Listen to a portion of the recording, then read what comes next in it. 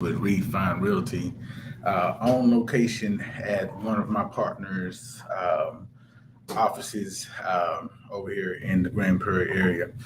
Just want to touch bases with you guys again. I know we've been bringing the series back of Finance Fridays and talking about the importance or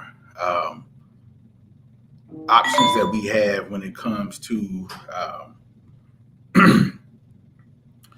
I'm sorry about that. Options when you guys have when it comes to purchasing and getting into that next home. So we've talked to a couple of my lending partners, and all of them have brought some great information. I'm really excited about what we have been able to bring to you guys. But I want to kind of go more in depth because I know we're hearing a lot of things about ways to save and interest rates and 2-1 buy downs and all that other stuff, but we really don't get down to what's really going on in the real estate market right now. So I want to kind of touch bases on that a little bit right now.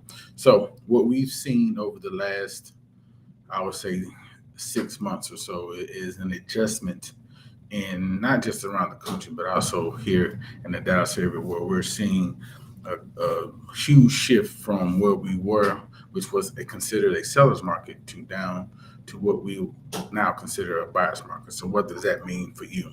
So what we were seeing last year was an extreme seller's market, meaning that there were not enough homes on the market to meet the demand uh, of the buyers that we had out there. There was too many buyers out there and basically not enough homes.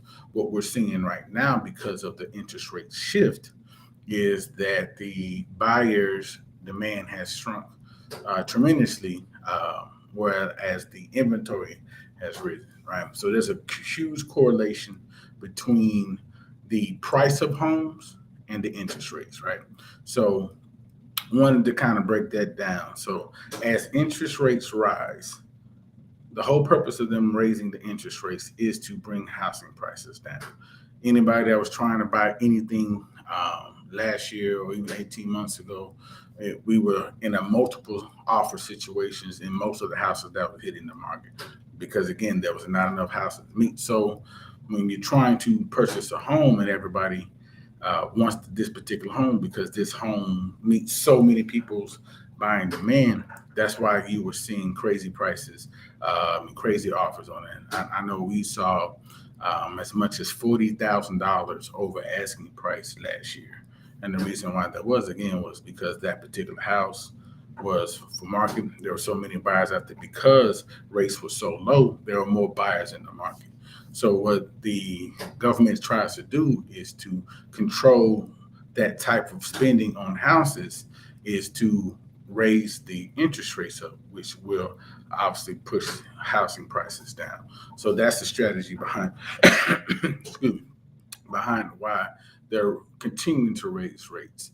Uh, we've heard about inflation and things of that nature, but those are one of the ways that they try to regulate the real estate industry is by manipulating the the rates, right? So again, there's a huge correlation between the rate that you pay and the house or the price of the house that you buy. Now, which one's better for you?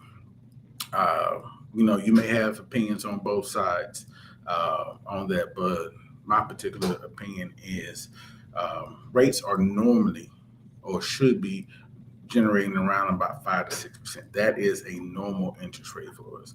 So we got a little bit spoiled a couple of years back, even going to 12 months back, where we were seeing 3 and 4% interest rates. Those were historic lows, and you kept hearing that, and people kept putting out there. But because it went on so long, I think a lot of people in out in the community believe that's where rates should be. So when rates got back up to about 5.5%, that's where normal rates are. If I had a rate chart, and I'll probably post a link to a rate chart here later on, but I mean, we've seen rates as high as 18% back in the 80s.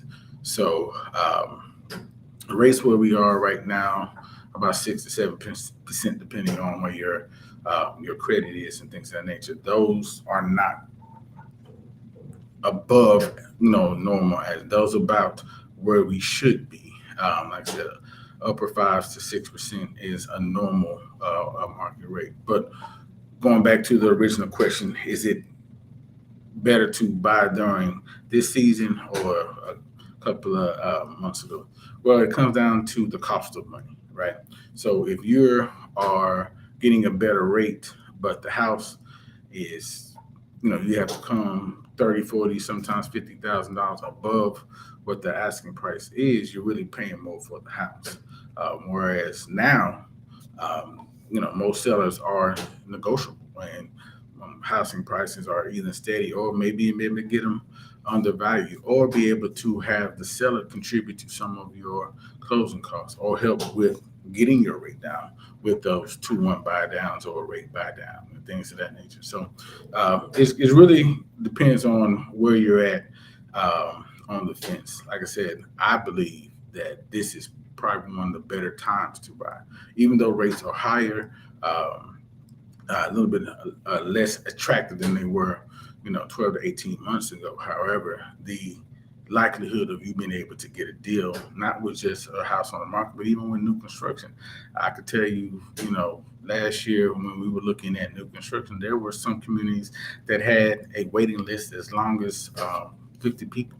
So, you're not having to wait or overpay or price gouged by builders, because I know there's a couple of communities that, every time I talk to them, I was talking to them, once or twice every month, and every time I talked to them, there was a price increase because of just the demand was there. Now you're seeing a lot of those builders kind of retracting some of the pricing and getting a little bit more affordable. But the beautiful thing about where we are right now is it's easier to get into a home as far as less competition, even though the rate is higher. But you have the ability, once rates do adjust, and they're always going to adjust. The rates are going to go up and down. That's just basically what they do. But you have the ability to, as rates do plummet or fall in the next, say, 18 months to 2 years down the road, you have the ability to refinance and get that payment lower. So again, what we're seeing, the biggest difference that we're seeing between what we saw, 12 to 18 months ago to now, is that interest rate is driving the price, and again, making those things. So think of it as a seesaw. As rates go up, prices are going down. If rates go down, prices are going to start going up because there's more people in the pool to buy, and it makes it a little bit more competition when it comes to purchasing a house. So again, didn't want to be before you guys long. Got an appointment to go to, but I did want to speak with that because we did miss last Friday because of the holidays.